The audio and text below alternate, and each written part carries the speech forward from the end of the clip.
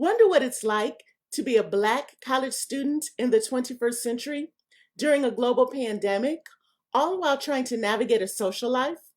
The Black students at Westminster College in Salt Lake City, Utah, are living this reality. I'm Dr. Tamara Stevenson, Vice President of Diversity, Equity, and Inclusion, and Chief Diversity Officer here at Westminster.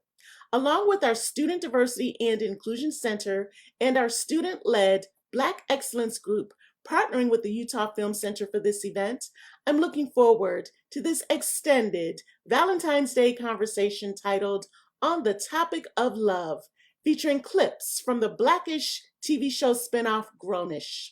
Similar to the characters on the TV show, tonight's panelists will dive into the adventures and challenges of dating, romance, and relationships while attending a predominantly white college. Along with Black Excellence, our other Student Diversity and Inclusion Center programs, such as Raza Visible, Asian American and Pacific Islander Life, and Queer Compass, offer culturally affirming and supportive gathering spaces for students. If you'd like to learn more about how you can support student diversity at Westminster, feel free to send an email to dei@westminstercollege.edu. Thanks for being here. Let's enjoy the show.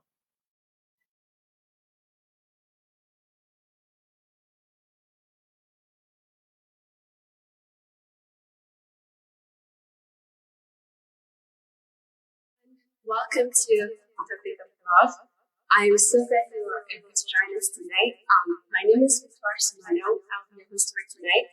I am a sophomore at Westminster College. I study geology, and I'm also the coordinator of Black Excellence. And Black Excellence is a student-led, but administratively supported initiative on campus that aims to create a space where we can have conversations about race, privilege, power, and such topics. And tonight we're going to have this discussion about what it's like to date as a Black person on a predominantly white campus. And I'm really glad to have Kyana and Jenessa as my panelists tonight. And I'll let them introduce themselves.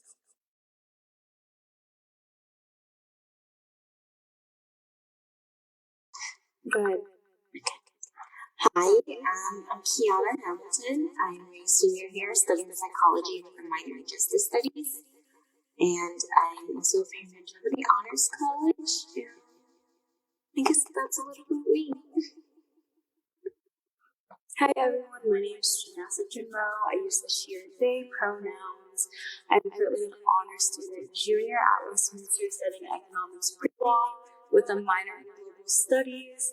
I also received a grant through the Dumpy Center, which funds my nonprofit, Diva. And I'm really excited to have this conversation with all of you today. Thank you for coming. Thank you. So, tonight we will watch a couple of clips from the TV show Grownish, and then we'll have questions for our panelists. So, our first clip is kind of on the theme of how it feels like, at least for these people in the show, to be a Black student in a predominantly white college, especially for the Black girls, and how they feel in the dating scene.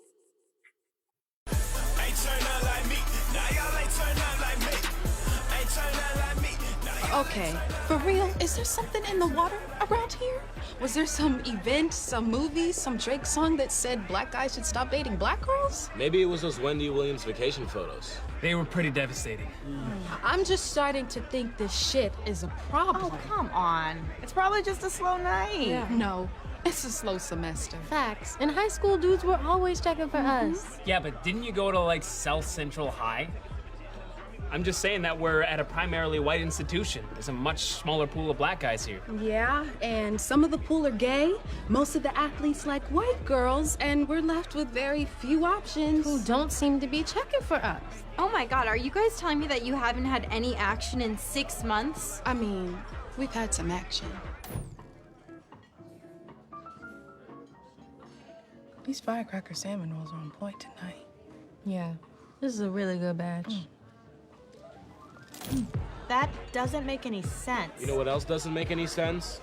how good the brown bread is. Like, why do they even bring out the sourdough? Why don't you guys just try dating someone other than black guys? I mean, college is the place to open up and explore. Yeah, I mean, Nomi's basically been through every Olympics-eligible country since she's been here. Yeah, it's crazy. Can you believe Canada's the holdout? But why do I have to open up? Why should we have to change what we want? I like what I like. Me too. That's what I'm saying. I mean, I'm all about black girls. Don't take this wrong, Nomi, but there's no way I could, like, go there with you. Yeah. And hey, Aaron, don't take this wrong, but I'd make you wear 2 condoms. Okay. Look, I just could never imagine not dating a queen. Word, that's how you feel? Yeah, that's how I feel, but from the way you said that, I'm thinking that you feel differently. No. I know you love queens when they're Egyptian, not Nubian.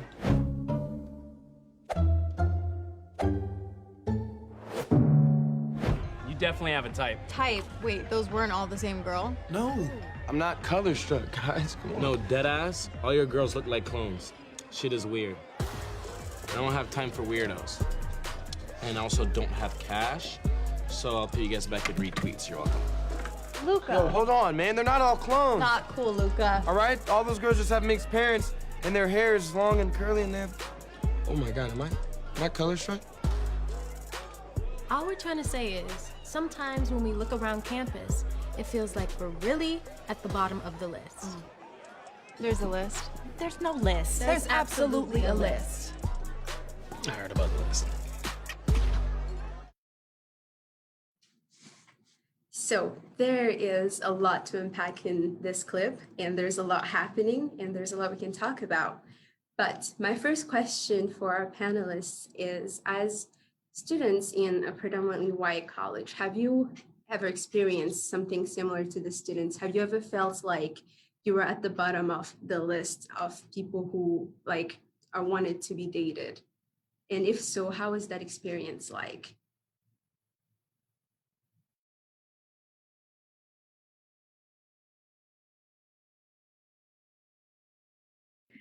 This is a very interesting question because I have lived both here and in Virginia, so I've had different experiences with it in both places.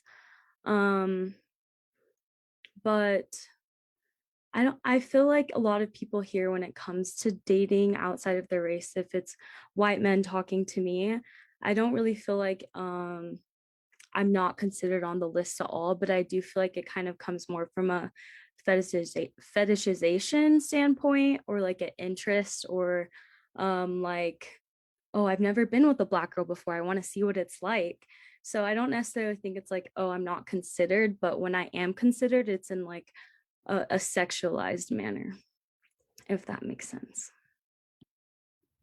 Yeah, I can definitely second that. It's definitely a kind of weird situation, because especially in Utah, and like the majority population here are white, and so like, and it's hard to like, I feel like because of the faith as well, the predominant religion here, I think it's hard for like you to date outside of your race, especially if you're not a part of the dominant faith.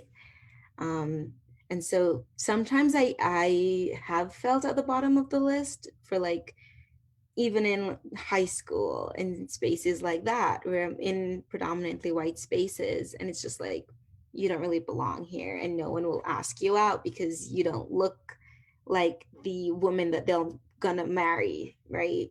And so, yeah, I can relate to that. Yeah, quickly adding on to that, I've had a very unique experience when it does come to the religious culture of Utah, because I always went to private religious affiliated schools. So I never actually attended schools with a lot of Mormons. So I have a very like unique experience to a lot of these questions. Well, I'm glad that you guys have different perspectives and will be able to share those. Thank you for sharing for this first question.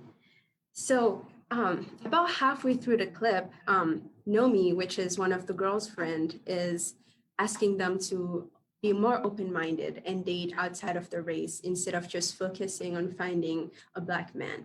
And so my question is kind of two-sided.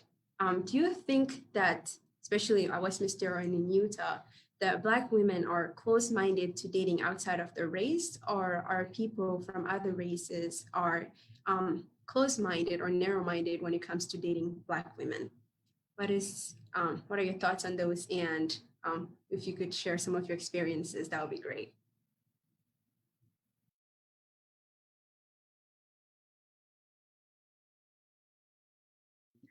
There is a lot to unpack here. Okay, so I think Utah, just like all states, we have some predominant races here that I do think stay within their race. I feel, actually, can you ask the question one more time? There was just like so many things running through my mind. Yes, for sure. So the question was, do you feel like Black women are closed-minded to date outside of their race, or are other races closed-minded when it comes to dating Black women? Okay. Yeah and no. I think that especially here, a lot of Black women have maybe attempted it, or they've gone on dates and they've kind of got a lot of microaggressions, or the "I don't see color, I have jungle fever" comments. So that has kind of like turned them away, because since Utah has such a small, diverse population, I do feel like a lot of the white people out here don't really know the right ways to approach a woman of color or people of other races in general. And then when I think it does come to dating just other races in general, I think there's always going to be those cultural underlinings that influence people's decisions. But I have noticed that in Utah, there are actually a lot of interracial relationships happening.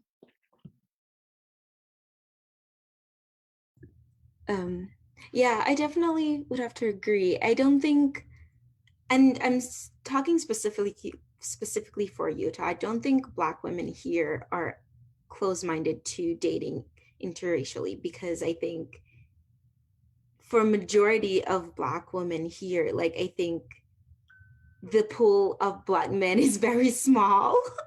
And so like that's the alternative, right?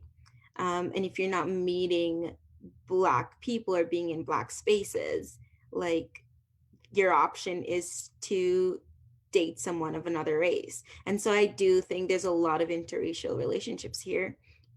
On the other hand, I do think that like people here specifically can be closed-minded to dating interracially, especially like white men. It's definitely like a specific model that you have to fail to date here, I think.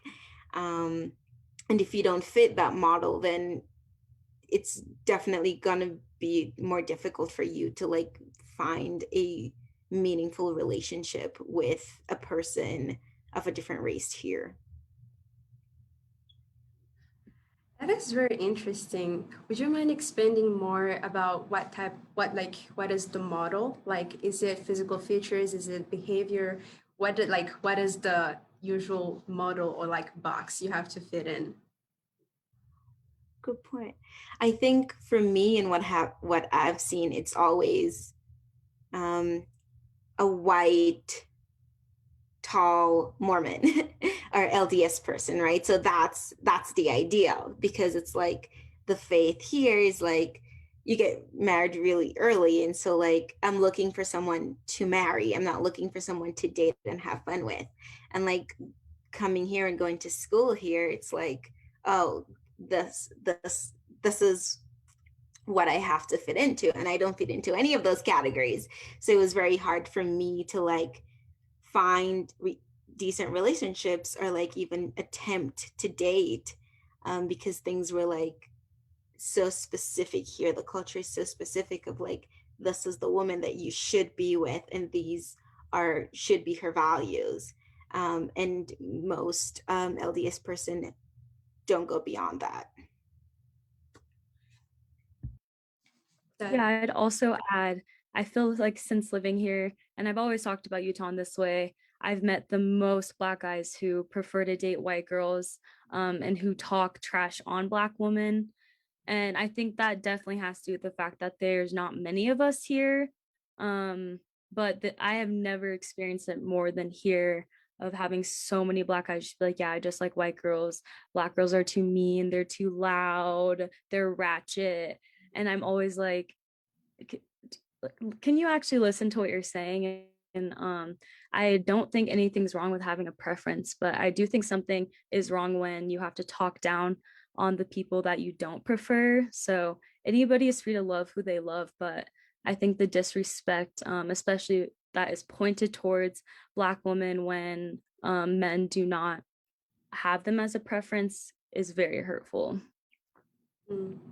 Actually, that is something I was actually going to mention next, is the fact I heard this excuse before that, well, it's because Black women are this, Black women are that, Black men are loud, Black women are like strong and powerful, or like, you know, independent, and men usually want like more cutesy, shy-ish girls.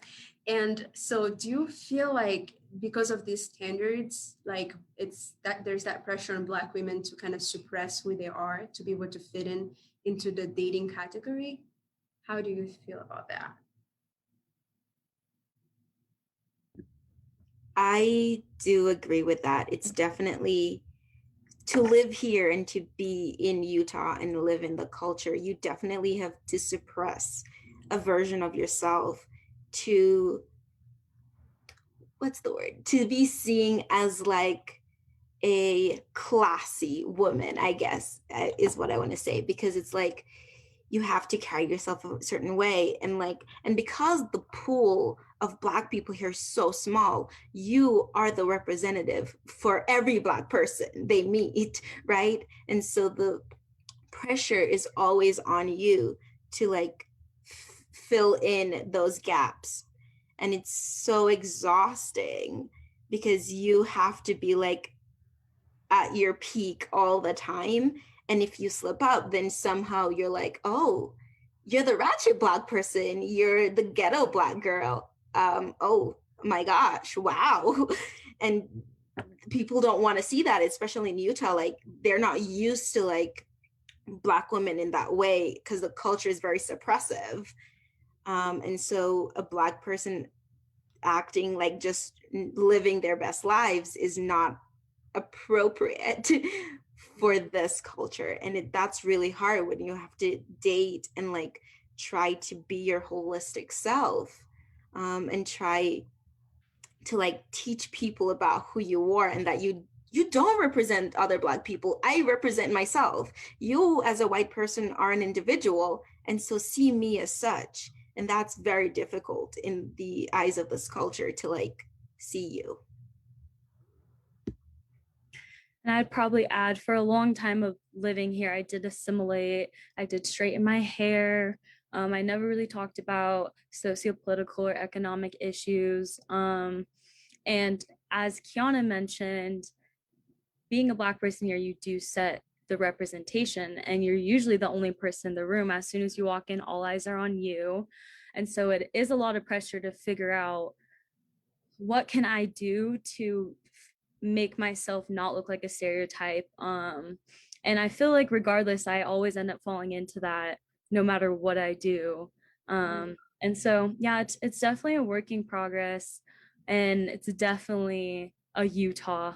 Like, we always got to focus back in on Utah and how it's a bubble, because all of the world's problems, I feel like, are really accentuated here because of our culture. These are very like harsh realities, and I'm like, I really appreciate you guys willing to talk about it. And so I kind of related to that. Like, one of the character was called Color Struck, and Color Struck pretty much means preferring, for example, in this case, Black women with more European features over Black women with African features. So is that something you've dealt with in the dating scene?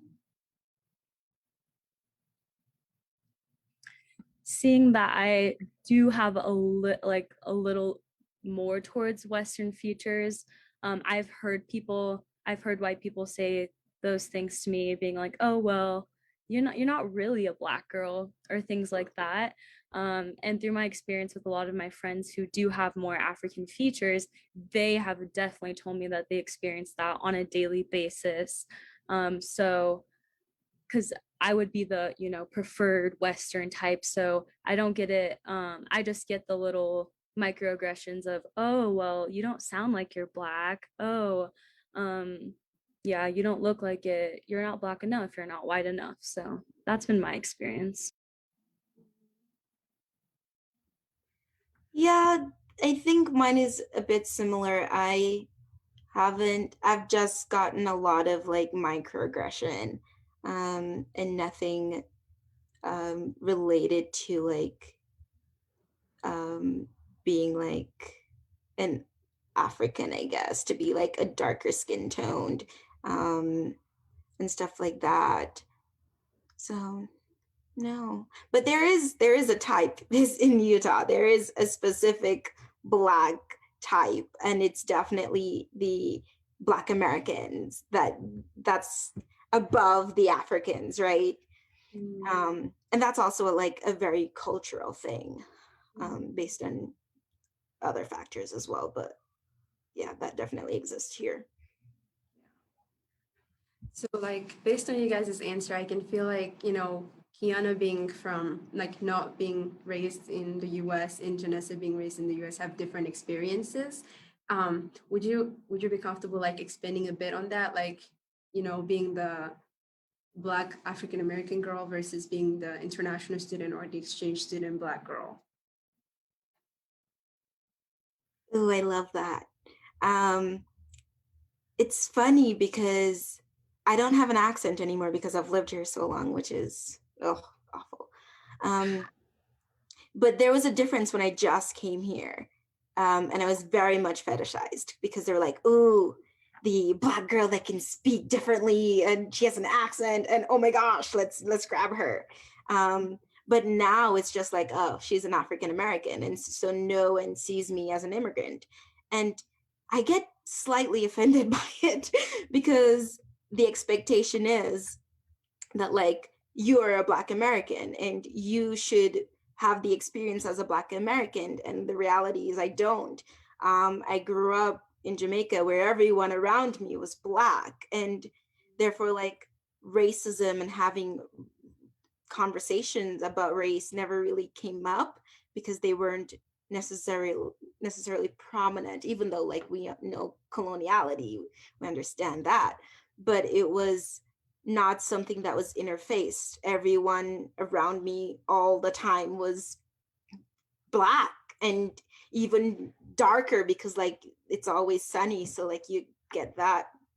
And so like I never had the experience of like feeling isolated from my community, and not having anyone thinking that I'm beautiful. And so coming here and realizing that, oh, yeah, you're not it. You're not the expectation of what a Black person should be. And it's definitely now I'm like trying to like relearn those things that I was indoctrinated with, like coming here and learning, and it's like, oh, things are different. But yeah, so it has been a very different experience for me. And one of the last things that Kyana said about you're not the what a Black person is supposed to be, I experienced that too, as a Black American, because Black Americans have a stereotype of what it means to be Black. Like we like rap music, we wear chains, we talk a certain way. So I've gotten that. It's once again a lot of microaggressions, and then the sexualization of Black women. I've experienced a lot of people talking about my lips, people talking about my butt, smacking my butt when I walk. So I've definitely experienced that a lot. And then my dad is from Nigeria, so that's always interesting too when I am around other Africans, because then they assume that I'm just Black American and that I don't know about the motherland or my culture or anything like that. So it's always just an interesting like dialogue to have, and interesting to see how others try to make judgments about you without knowing anything about you at all. Yeah, it's always interesting to see how you are assigned a race without really ask where you're from or what your experience is, and that's very hard. And I'm really glad that you guys were, open to share that with us and with our audience. So we're gonna move to the next clip, which is gonna focus on appreciating versus fetishizing Black women. I mean, what kind of message do you think that's sending? The message is, we're not it. You are for me. And Black women are at the top of my list. There is nothing sexier than a strong, independent, confident woman. That's why I take a Tiana Taylor or a Kiki Palmer over a J-Law any day. Okay, Vivek. Hey, how's your night going? Hey, what's good, mommy? You down for a little Telemundo and chill?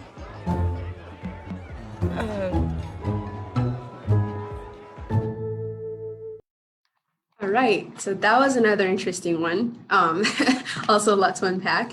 But in this clip, I would like to focus on what Vivek, one of the character, was saying, and the fact that he preferred Black women and everything. So would you feel like he was appreciating or fetishizing Black women? And, what is like the fine line between those two things?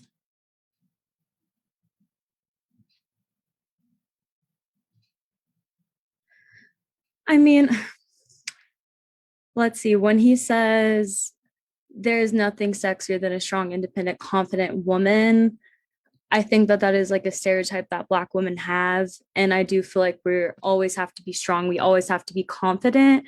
And it gets really irritating having people always say that we're strong. So like appreciative, like I'm glad that you stand for your Black women. I'm glad that you openly say it.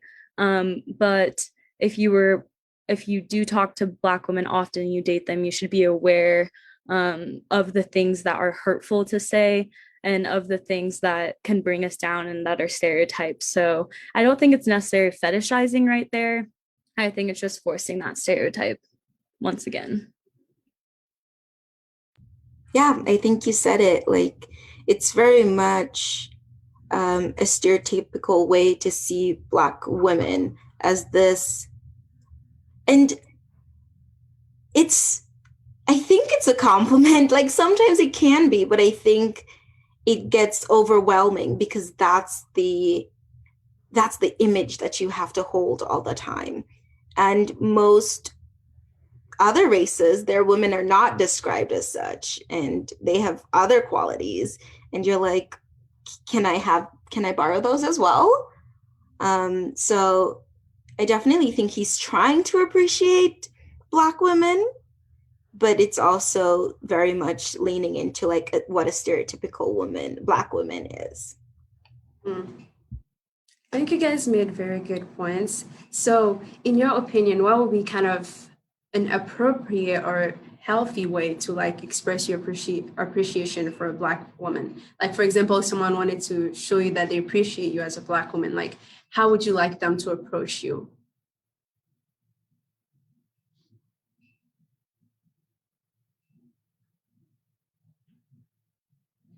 That's a really good one. And the first thing that's coming to mind for me, because I feel like, I honestly just feel like it's like, oh, this is hard. I feel like if it was me, then it would be like, I like you because you're a good human. If it was generally like how I would like to hear men talk about Black women, probably something very similar, like, oh, I like them because we can have conversations about race and their experiences, and I don't get to have that very often. But honestly, I feel like labeling anything specific about a Black woman could become fetishization or stereotyping. So I'm going to keep processing on this one and then hand it over to Kyana. I'm processing too. This is a difficult one because, like I said, the other things are nice to hear now and then, but it's just weird. I think for me, I'm very much like borderline radical, right? So if someone wants to appreciate me, let's have a conversation about institutional racism. Let's have a conversation about the social construct of race. And pick my brain and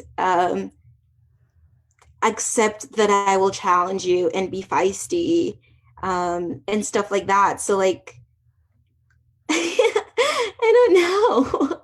I'm thinking about it as I'm talking, and I'm just like, tell me that I'm smart and I see the world critically, and like I like how you see the world. Tell me more about your viewpoints. I think for me, I want to be seen as a holistic human. I am quirky and silly, and I want people to appreciate that, along with the other layers of me. Yeah. Yeah, this is a tough question, definitely, and I cut you guys off guard, but thank you still for answering and giving us that perspective from you. And so on the flip side, what would fetishizing a Black woman look like? And have you experienced that? How was that? How did that go? I have never experienced it, but a lot of my friends in my circle have. And I think what I have seen is people choosing to date a Black woman, not because necessarily they want to or they think it would be a meaningful relationship, but because they haven't done it before, or like, oh, I can sleep with this Black girl, but then go marry a white person. Woohoo! I can date this Black person because she has no one else to date. Haha. And so I think that's what I've seen. And like a lot of my community have gotten hurt by that, because it's like, yeah, we're going to date you, but not for anything meaningful out of it. And even in those relationships, it's very like, even in those like dating, or like if you have a relationship, it's very toxic. And so there's no meaning conversation about learning about your culture, learning about who you are, but it's about like, we're blind, like they're colorblind to the situation, and there's like, oh, it's just another person, and just like, no. So that's how I've heard it described, but I've never really had personal experience with it. Yeah, I gave some examples earlier about the lips and the butt comments and the sexual assault that has occurred before, but definitely would relate to Kiana's point that she said with her friends, or like most of the time they're only seeking you out to say that they did it, or because they never had before.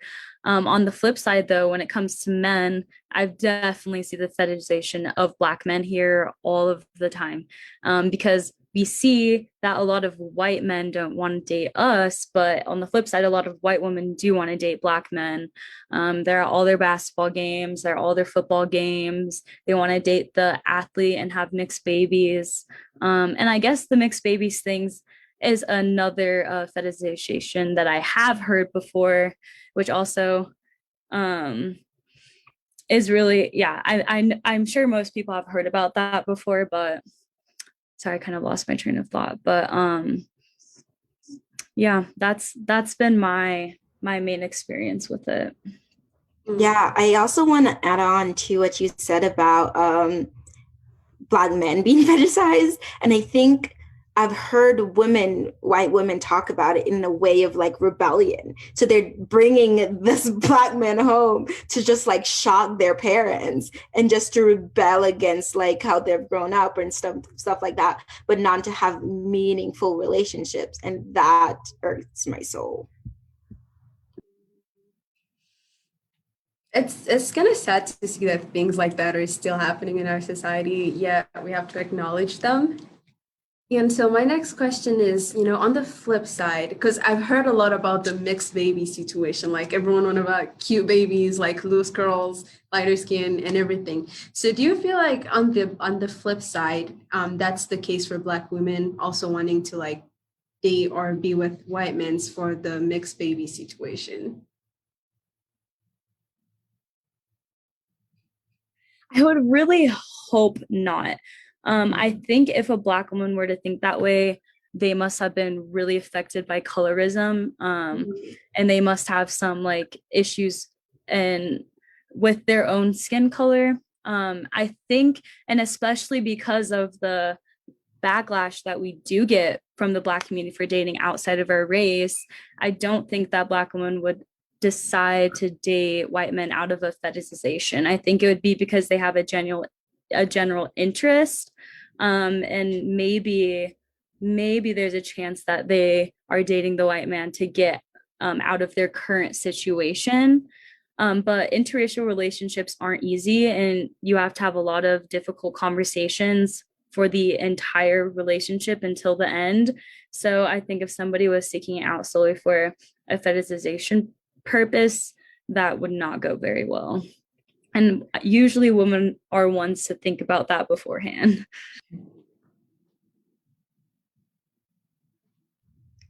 That's an interesting point, but I'm also thinking about, like what you said, when Black women want to get to a better situation and they think that being with a white person kind of like level them up in a sense. And I'm thinking about that in a sense of like within the Black community itself, there is issue of colorism. And so like someone would choose to date a white person because they want lighter kids and they want them to have a better life. Because the assumption is if you're light skinned, you have more privileges than a darker skin tone person would. So I think maybe in that realm, that might be a consideration. But again, like interracial relationships are very difficult. So like going in with that mindset may not end well.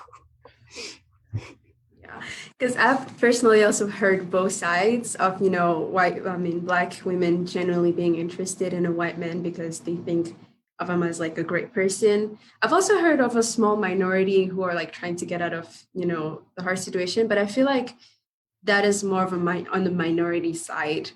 So I'm glad to like hear you guys' perspective on that as well. I do have one little comment actually, because you made me think of something that I have heard.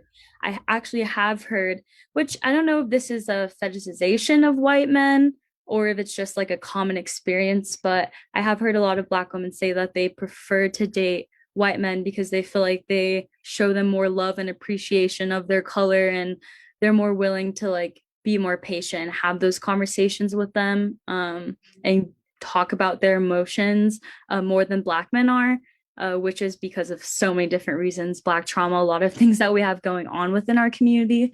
But that is a response I have heard before. I think I've heard that response as well. And I'm glad you brought that up because that's also an interesting way to look at it. It's also like, oh, go ahead. I was going to say, or as my mom says, I choose to date white men because I can just make them do whatever I can. They'll do anything. They don't ever have anything to fight back. She says that sometimes. So there's another one. Do you have anything to add to that, Kyana? No, but yeah, good points. I've actually heard those before. Not the last one. Your mom is cool. I support that. So that kind of leads me to the next question about Black men. So, of course, being in a predominantly white college, like, yes, the pool is very, like, small.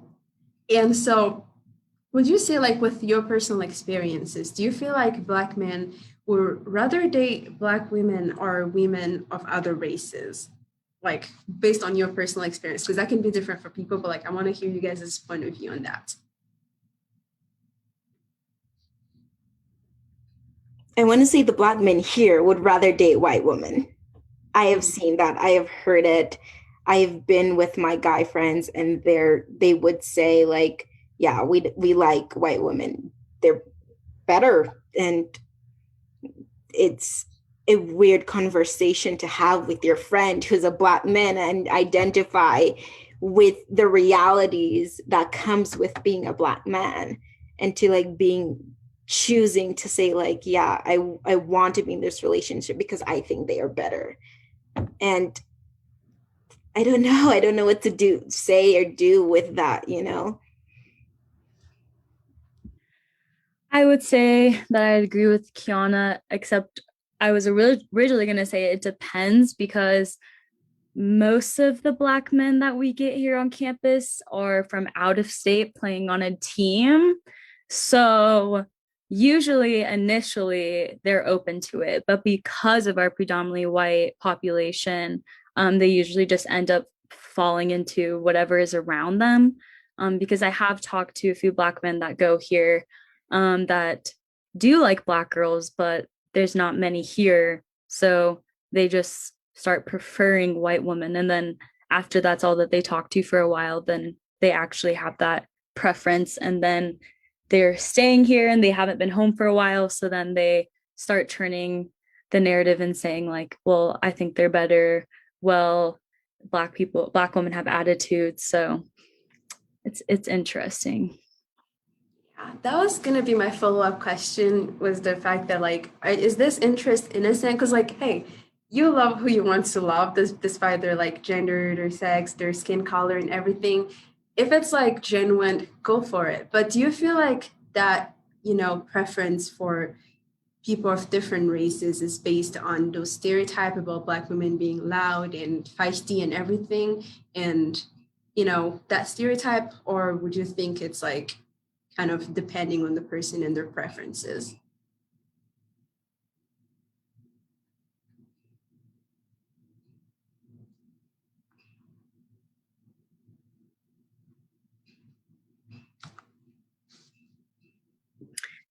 Can you repeat the very beginning of the question? Mm-hmm. So I was saying that, the preference of Black men toward women of other races, would you say that it's kind of innocent and, like, based on their own, preferences? Or would you say that it's been, like, biased by stereotypes about Black? And I did mention this earlier about a preference is okay. Everybody can love who they love, as you just said too. It's when you have that preference and you decide to talk down on the other races is when it becomes controversial. And I think that it does relate to the stereotyping, because when people do have a preference that's not Black, usually what they say is because Black women are XYZ. So yeah, like, because I don't think I've really ever encountered anybody who has said that they have a preference outside of Black and then haven't gone to talk down on Black people. So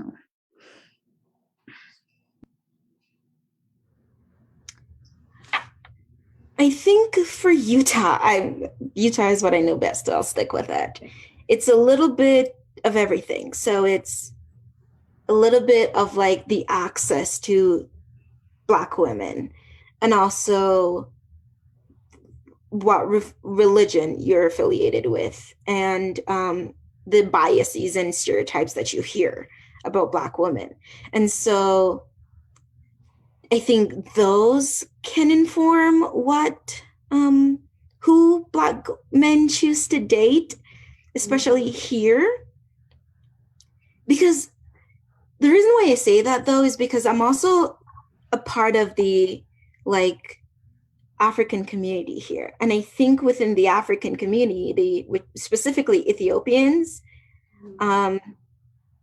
they hold their women to such a high standard, and they are only willing to date their women. They're only willing to, like, be with people from Ethiopia, be in relationships with them, but because, like, they have their population, and so they have their people that they're with, and that's their community. But I think with Black people separate from that in Utah, we don't really see that. There's not a large gathering of, like, just Black Americans, right? Just coming together and, like, building community. Or if they are, I've not seen one. But, like, if you look at different African communities that settle here, they have their community and they date within that pool. And so that's why I'm saying, like, maybe there's different layers to it. But some of them are just biased against Black women. But yeah. And then bringing that all into account, sorry for cutting you off, Victor. I'm very happy that you brought that up, Kyana, because as soon as I finish, I start thinking about that, like the distinction between Africans and Black Americans, because we do have a huge African population here. And I've definitely heard the preference of, well, no, I prefer like Black girls, but not Africans. So, and then they stereotype the Africans with stereotypes that come with those. So there's also that does play a role. Mm-hmm. I'm very glad you guys brought that up, because as an international student myself, it's like, you know, some African communities, for example, like as you mentioned, Ethiopian or Somalis, you know, they're within their communities, and then there are people like me from Mali. I'm like, where are the Malians at? No one. So it's like, you know, when you're kind of singled out from your community, from home, you kind of not blend in, but it's like you're not specifically part of a community. And Kyana kind of explained a bit on that, so I relate to that, and I'm glad you guys brought it up. And okay, so my last question for this clip is, you know, with all these things happening surrounding Black women, like, you know, whether it's white men or Black men or people of different races, do you feel like sometimes there's that pressure on you to be like, I need to be different to, like, you know, break the stereotype of Black women, or like I need to behave a certain way because I feel like I have the weight of, you know, the image of all Black women on me? Is that like a pressure you've ever felt or deal with?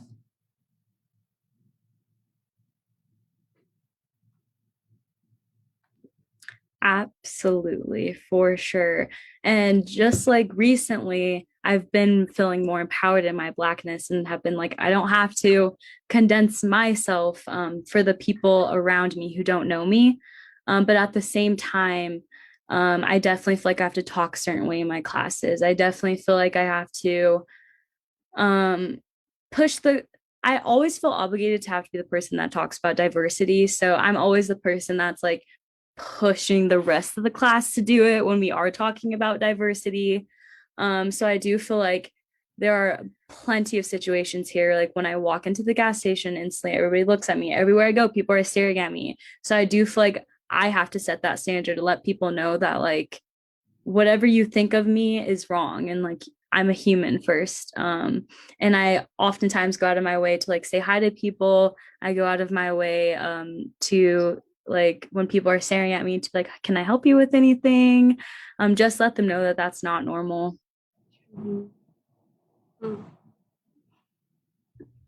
I used to, I don't anymore. When I first started college, there was this expectation that to excel in academia, you had to be the best, you had to be the better Black person. And I heard that a lot, that, oh my God. And the funny thing is, I live, work, and do everything on campus. So like being here, it was every time you walk out the door, you are being seen, like people see you. And so you have to raise the bar of like the Black expectation. And like that weighted on me, because living here, going to school here, like having all my social interactions on campus, like I felt like I had to be on all the time. And that was overwhelming, and I just couldn't do it. So, and now I don't feel the need to be that person. I am who I am. You take me or you leave me. And I am gonna perform because I am in this institution as a Black person. That is set. Like the basic for performance is there, but I don't want to I won't push myself over that limit anymore. And that's the same thing in classes. The expectation is that, like, if race come up and all the white students are silent, you have to talk. And no, I don't. If you don't want to acknowledge this and you don't want to say anything, I'll keep my mouth shut too. And then it's not my job to educate a white professor and how to interact with me as their only Black student in that class. And so I am very much aware of my place and I take up space, but I'm not the Black person anymore that's gonna like educate anyone. or like try to perform for anyone. And that's where I'm at right now. And I feel comfortable in that space. And maybe it's because I'm comfortable at Westminster now. And I guess in different spaces that will change. But for right now, like that's where I'm at. Okay. I know I said that was going to be the last question, but you guys' question, like your answers were really good. So, okay. So building off of what you guys were saying, I feel like, that pressure can be exhausting. And sometimes it can, bring you to compete with, especially like between Black girls, like compete against others to see which is going to be the better one. And so for real now, the last question. So like if you guys could give any advice to like any Black women or Black girls in our audience on like how to, not let that pressure crush you, what would that advice be? Don't feel the need to educate everyone. That is not your place. Introduce them to a few books, a few podcasts, maybe, but don't let that weigh on you as the educator. Because I feel like a lot of Black students in predominantly white institutions feel the need that because they're the only one there, they represent all Black voices. And so they need to speak. And that's not the case. Like, you don't need to. There's so many information now here. Most of it's indoctrination into whiteness, but there's a lot of information to educate people on how to interact with Black people, how to be anti-racist. And if they see themselves as racist and want to change that, they should put in the work to do so. So I hope that helps. And just one comment about the competing thing. On this campus, there's no, Kyana and I don't have to compete because we're both the same person, I guess. So everybody always calls us the same person. So there's no need for competition there. But I would just, very simple, just be true to yourself, be you. And it's interesting because of course I have to like focus, always say in Utah, because it is really hard to just be you and just do that here because there is nobody else like you. And you do get those microaggressions. You do get all the stares as soon as they ask about diversity. And to be able to be comfortable within yourself to go to the point you're like, no, I don't have to answer this question. You figure it out yourself is really hard because then you face the stereotypes of being stereotypical and rude. So I would just tell people like, just love yourself, be true to yourself. And as long as you know who you are at the end of the day, that's all that matters. And love Trump, say, kill them with kindness, no matter what they say, because they can't say anything about you if all you are is nice and you're just minding your own business. I have one more. Sorry, Victoire. Go for it. I think this is my last one. It's like, don't be afraid to tell people how to treat you. So if people are treating you badly, don't be afraid to put people in their place and tell them how to treat you better. And I think that's also important because we get microaggressions so much and sometimes like we don't even realize it, but you can put a stop to that shit. Oops, sorry. And can I have another comment or are we running late? Go for it. Yeah, this was really real for me last semester because I was taking this class, Science, Power, and Diversity. So we did a science section, we did a power section, and we did a diversity section. And the diversity readings, in my opinion, were like very common sense, very generic. I didn't feel like there was any need for me to read them. And I certainly didn't feel like I needed to be in the class or be in that conversation. And so I did do the readings, I did sit in the class, but I didn't say one thing during the whole discussion. And it was mandatory that we did participate.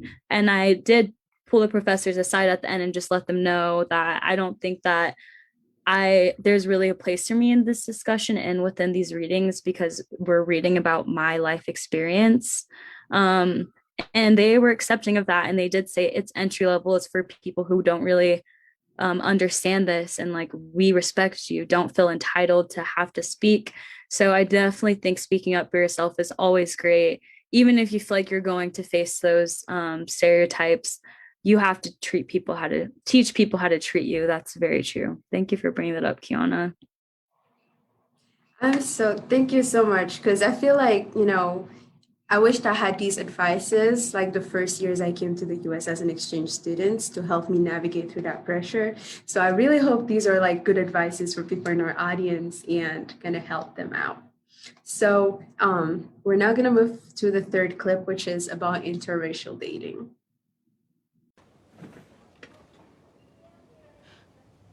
You're probably gonna think I'm trying to be funny, but he has a 6 a.m. rock climbing class he has to get up for. So I'd be worried if he didn't.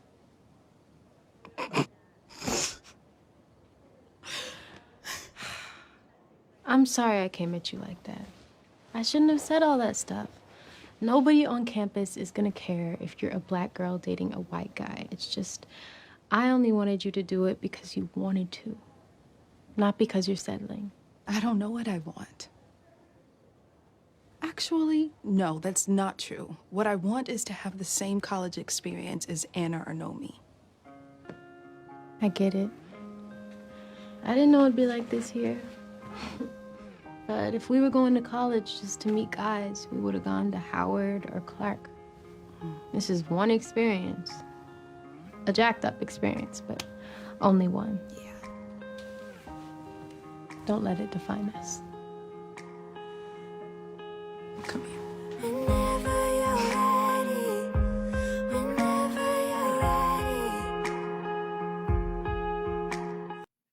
All right, so this is our last clip, but this I would like to open the discussion about interracial dating because it is very complicated and it is challenging. As much as I feel like if you're in a genuine relationship, it is also rewarding. So my question for you guys is: have you ever been in an interracial relationship or dated someone outside of your race?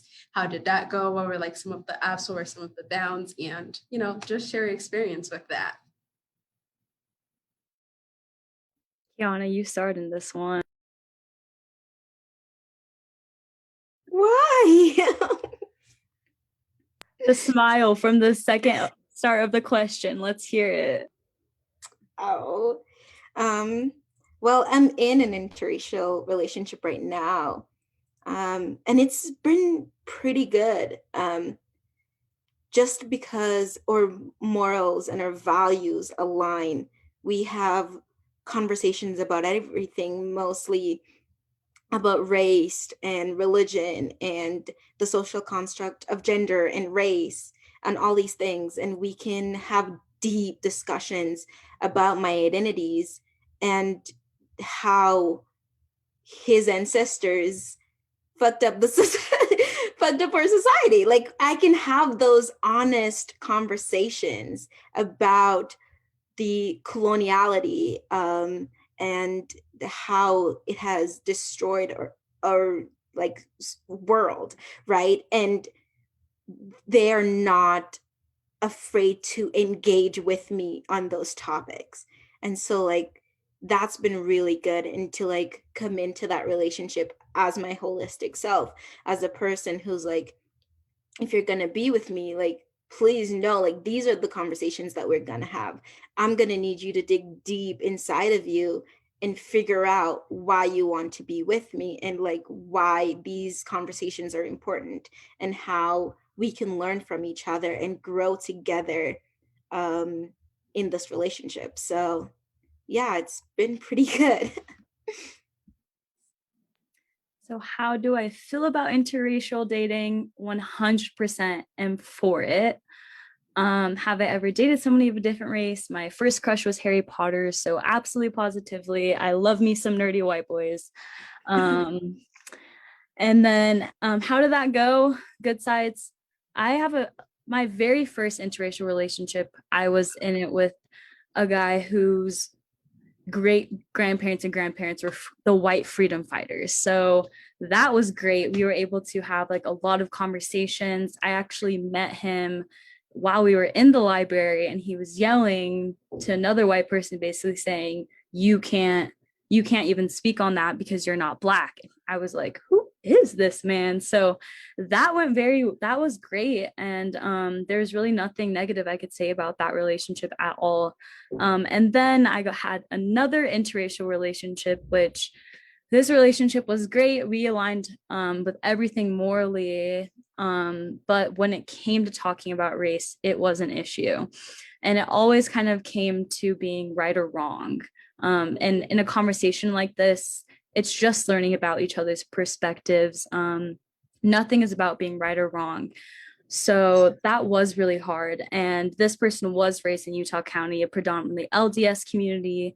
And he honestly taught me a lot about myself and a lot about white people, and understanding that because of how this world is shaped and how it runs, a lot of white people will never actually understand or learn that unless they're really pushed to do it, or unless they actually decide to do it themselves. And for a long time, I just couldn't understand like why they couldn't get it. And then through dating him, I realized it's because nothing in his world has ever made him have to. So I think that after dating him, I'm a little bit more closed-minded, because that was very, very stressful for me. And, running a nonprofit and having to have these conversations on a daily basis, when I'm with somebody, I want it to be a place where I don't have to do the teaching. I don't want there to be anger. I just want us to be able to free flow talk. And even if we do have different views, to not make it about being right or wrong. So that's been my experience. I'm glad to hear that, like for the most part, you guys had a good experience, and, those challenges are real. So have you, like, even though the relationship within was good, what about outside pressure? Was that something that has like affected you, like people staring at you, or, having comments, or dealing with outside pressure? How was that like?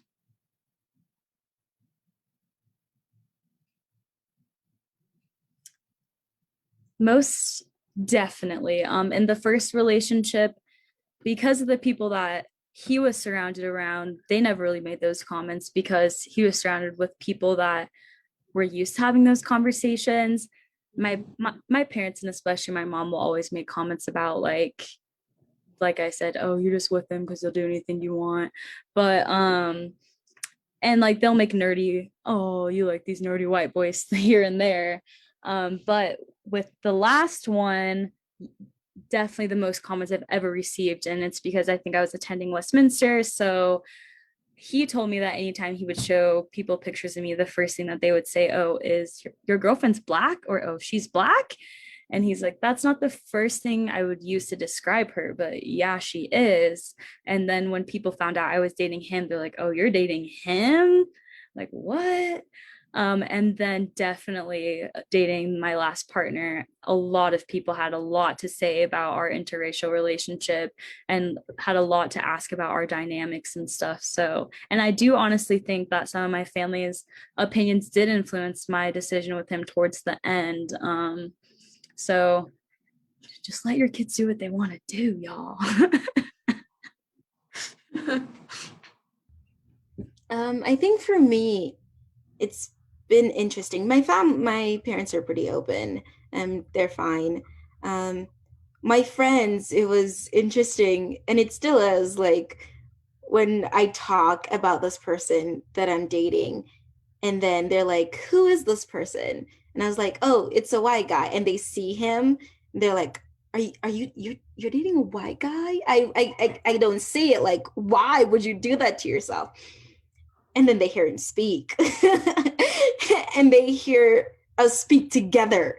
And they're like, is he white? Are you sure? And I was like, yes, we're not going to invalidate his whiteness. He's a white man.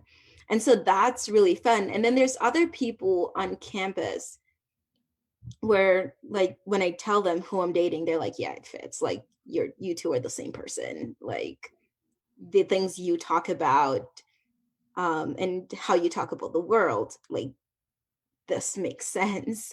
I haven't, well, maybe it's because we're in quarantine, but I haven't experienced a lot of like the staring and the outside noises.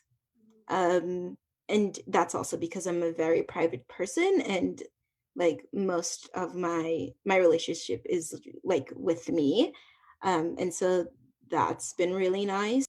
But yeah, it's just my friends of just normal things that they would say about like me choosing to date a white person, because I was very opposed early on. I do actually have a positive family comment that my godmom, who I think's on this, said to me that like changed my perspective of everything, because I was about to be leading like a bunch of BLM protests, and I have this nonprofit and I'm very actively pro-Black.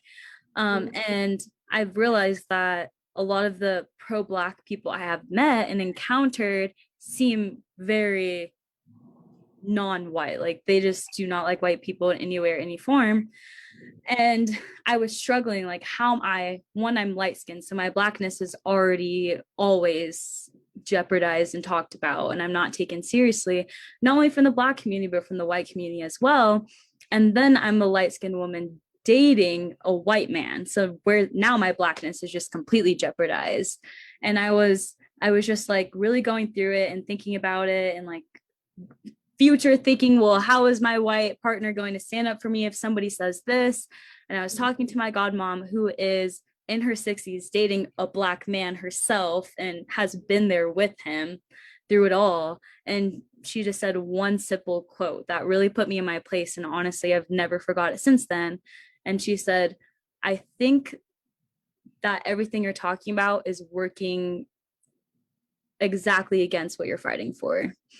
And that was honestly life-changing for me, because I'm over here being like literally thinking that like white and Black when I'm fighting for equality for everyone. So that was something that my family said that honestly really changed my perception of interracial relationships and the like contradiction and stuff surrounding them. It's interesting to see, how like depending on the person and depending on the environment, you have different experiences. And also, just to let our audience know, we have one question. We'll get to it, I promise. But kind of before getting to that question, as an activist yourself, Jenessa, I've been seeing some trend on social media of, Black activists or Black football players or, celebrities dating outside of the race and get heat for it. So what are you guys' thoughts on that? No me gusto at all. Right now with The Bachelor, the first Black Bachelor, I've seen so many people attacking him and being like, well, he was raised all around white people. He's always dated white people. And he can't help where he was raised, and he can't help who he decides to really associate himself with depending on his location. And I just feel like I'm tired of having the Black community bring us more down. And I want us to be able to have this dialogue and talk about colorism, and talk about white people, and like talk about why do we feel this way? Why do we have to talk down on Black people who act white or who aren't Black enough or who associate, like why?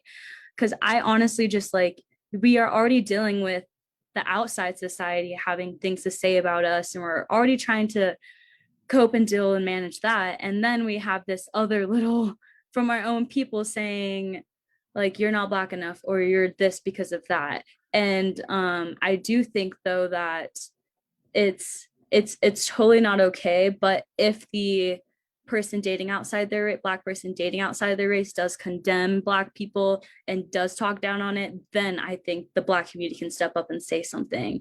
But if they're happy living their lives and they're in love, I really don't see the point of talking down on them at all.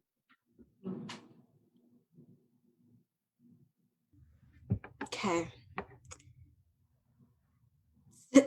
So I think my mind is in two different places. Because on one hand, I think it's important being in platforms as a celebrity to be aware of the message that you're sending. And so for me,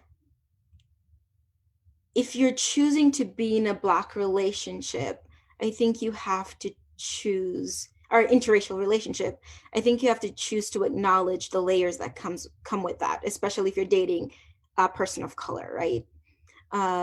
Because I think that the media has so much impact on our psychology, right? And how we see the world. And so to be in spaces like that and to date a Black person, you're not dating just a Black person in that space. And I know that's contradicting my earlier point of like seeing the person as an individual, but you're in these spaces and you have to take an accountability as a celebrity that if you're dating a Black person, you should engage with Black things.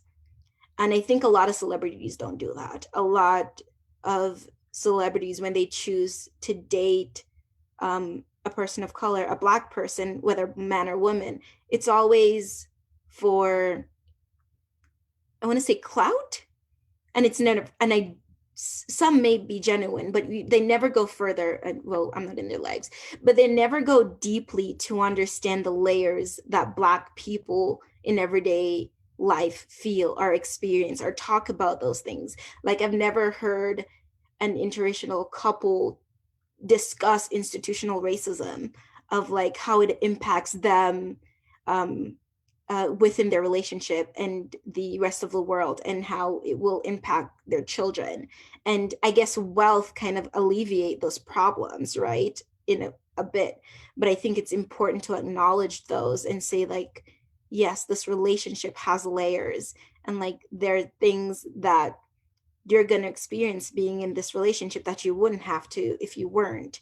And I don't see a lot of that. And you brought up The Bachelor, which is really interesting because there's no discourse on The Bachelor of anything meaningful, especially when it comes to him as a Black man. It's like, yes, we love this man, but what do you love about him? Because he's hot and sexy, like, but there's no genuine discourse about like, let me dig deeper to see who this Black man is and what he represents. And that doesn't fly with me. And so I'm kind of opposed to interracial dating in that sense. Thank you for being honest about it. I like to see, both of your perspective, and, the fact that it's not like yes or no, but you give your reasoning behind it. It helps, people understand more where you're coming from. So thank you for that.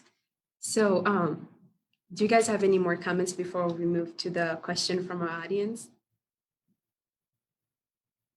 Okay, so this is now open time. So we already have one question that I'm going to read for our panelists, but if anyone in the audience also has, a different question or wants, to like the panelists to elaborate on something, please feel free to, add it in the chat and we will ask our panelists for it. So our first question is, seeing that you have the pressure to keep the strong, confident woman stereotype in the dating world, do you feel like you can break down those walls with other women outside your race, or do you feel obligated to uphold that with them as well?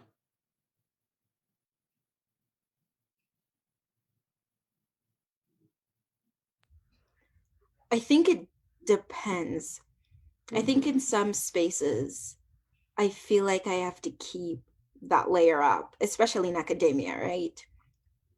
But when I'm talking to another POC, I think it's different.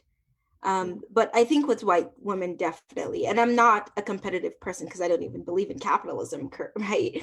But I feel like in those spaces, I feel like I have to be like, I have to give 160%, because in some sense, I have to make them see me as smart and intelligent and deserving of the space.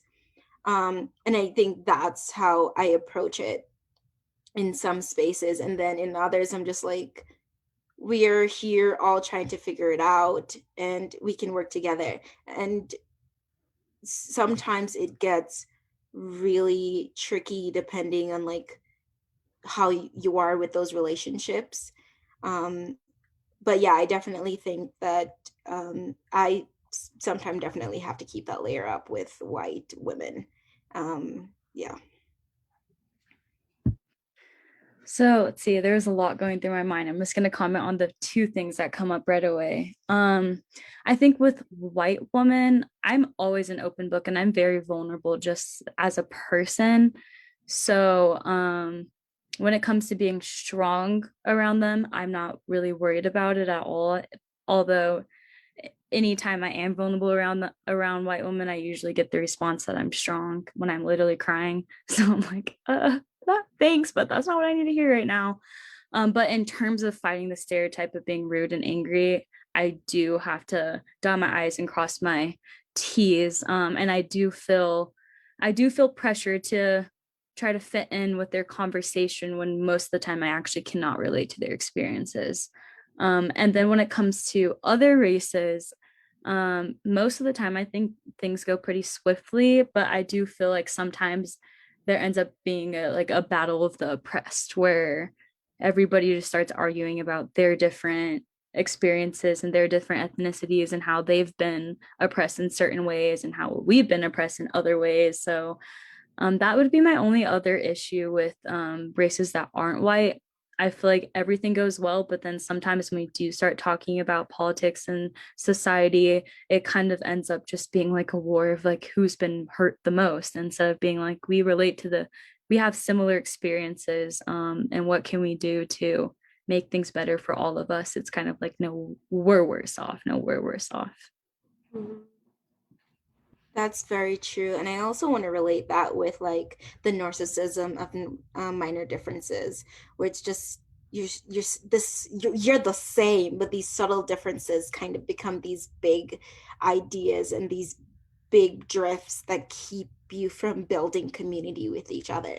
And I think that's something that is here at Westminster within our the Black collective, right?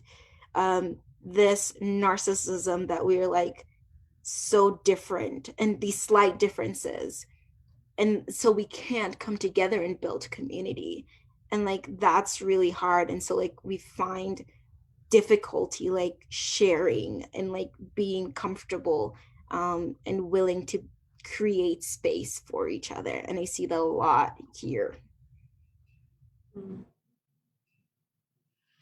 Those are like a really good point that you guys brought up. Thank you for opening up about that as well. So yeah, this is kind of open time question from our audience. And yeah, just if you have a question, put it in the chat.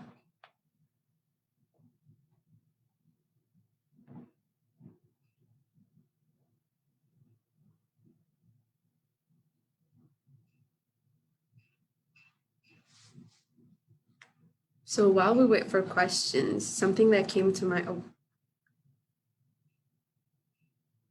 Okay, so one of the things that came to my mind, oh, I just lost my train of thought. That was like related to, okay, yeah, I got it back. So, there's like the whole, you have to always be strong and, always put a facade, like, like be tough because you don't want people to walk on you as a Black woman. And sometimes when you're going through a hard situation, that's just, you just want to be heard and be like, hey, I sympathize with you and I feel you. So like, how do you make your friends of, different races or, your partner understand that, hey, I get it. I'm a Black, strong, independent Black woman, and I can take care of my crap. But right now, I just want to be a baby. How would you like communicate that across people in your circle? I honestly think you just said it in the best way. But let's see. I what I've done in the past, because I just had a situation happen like this where my supervisor actually, like, I was bawling, crying, I was going through a really hard time. Mm-hmm. And she just looked at me and was like, well, Jenessa, you're strong. Just do what you've always been doing. While I'm on the floor petting a dog crying. And it just was a huge slap to the face. I was like, I get it. Like, I'm strong, but that's not what I want to hear right now. And then I did follow up with her a few days later when I felt comfortable talking about it. And I just let her know, hey, I have something that I want to talk to you about in person. And I just let her know that it bothered me that in a moment of weakness for me, to hear that I'm strong, was just really, and I explained the stereotype of a Black woman and all of that. And she proceeded to say that, like, she doesn't think of like people as weak, and then we got to like a circular conversation where she actually understood what I was saying. But like Kyana said earlier, you do have to just teach people how to treat you. So I think if that is something that you're seeing occur, honestly, just being open right away and being like, I get it. Like you said, I'm a strong, independent Black woman, but right now I'm not feeling so. And all I want you to do is validate me. And I want you to give me a hug. There's been multiple times I've just been like, please just give me a hug. And just don't even say anything.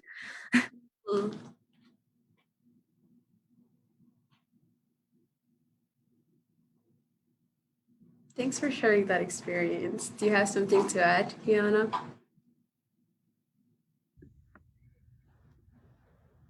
I don't, only because I am not very open with my feelings or to anyone. I am a very private person and I deal with whatever I have to deal with alone in my bed.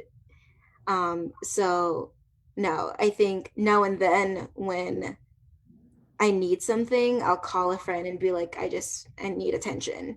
And that's how I do it. But no, I'm not the type of person to cry in front of anyone. And not to say I'm strong, like I do it in my bed, but like I just don't feel comfortable sharing myself in that way with other people.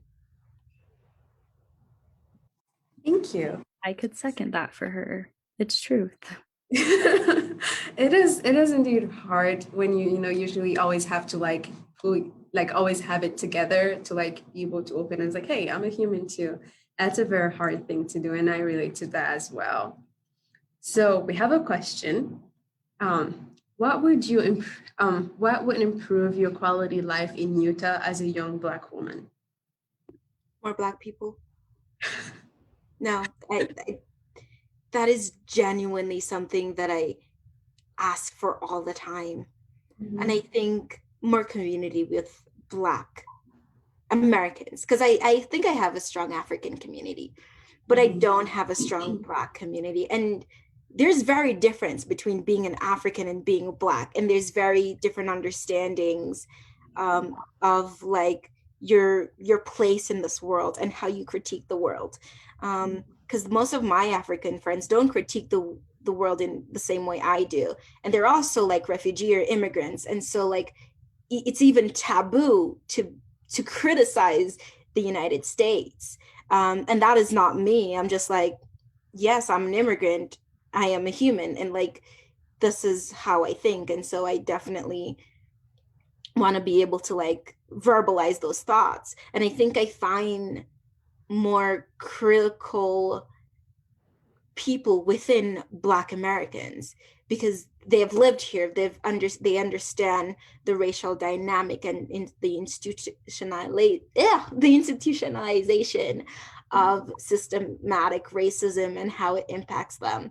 And because they live here, I think, and they've grown up here, they have a sense of like, yeah, we talk about this. Whereas immigrants and refugees, like, you don't talk about the hand that feeds you. No, you don't do that. Like, stay in your corner. And so for me, like having a stronger Black community that I can like have those discourse with of radical thought is important and would definitely increase how I walk around as a Black person in Utah.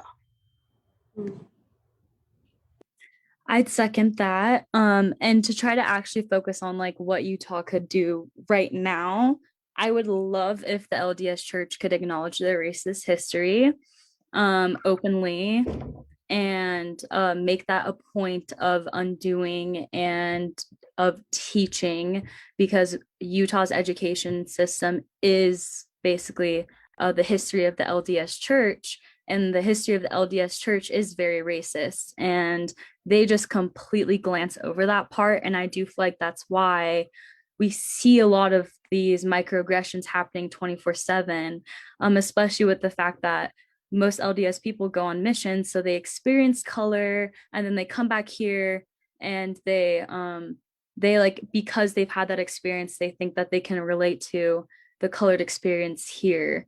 And I think that would honestly just change so much, because that'd be changing the doctrine of most of the population here. And then that would also be changing the education of the whole population here. So, and then I think another thing that like Westminster could do is including BIPOC and other institutionalized voices in their curriculum. I'm an econ major, it's my junior year, and I have not read a Black economist or any economist of color. I have read a white woman, but I haven't read any woman from any different binary or any different sexual orientation. So I think that including those voices into the curriculum here would be really great. Yeah. Thank you for Oh, sorry, Victoria, go ahead. Go for it. No, I was just gonna agree with Jenessa with including Black narratives in whatever degree you're studying, and making Black history a requirement, because Black history is American history, and somehow people don't understand that, and they try to separate that just to negate the fact that like America's racist, right? And so, like, no, this is your history and your present. And so that is important to have Black voices in those spaces, because I'm in psychology as well, and there's a Black Psychology Association, and I've never read anything by a Black psychologist. I have one more thing to add. I also think that, and I have talked to a lot of people of color about this, and some disagree. So in my opinion, I would like if my professors, especially staff and faculty of color, if they could reach out and ask me like, how you doing? I see you. Let me know if you need anything. Is there anything I can do to make you feel more comfortable here? I know it's hard.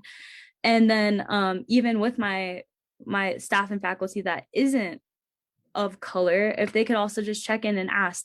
I have heard from other people of color that might seem like white saviorism, or they're like singling out the only person of color. But for me, it would make me feel a lot better if before like we had to read a reading on diversity, or when something was happening like that, they're just like, hey, do you think this is good? Or hey, you might not need to participate in this conversation, or just like checking in. But I have heard a lot of opposition to this as well. That's just something that I feel that would be beneficial to me.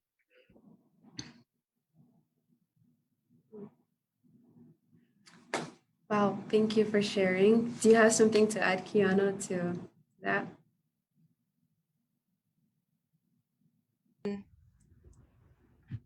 I think there are ways that you can do it to protect Black voice, where it's not saviorism, but I think that is a relationship that professor has to develop, because I've had times when I'm in a class and I choose not to speak, or like I get like a stink face while I'm hearing these people talk, but I choose not to say anything.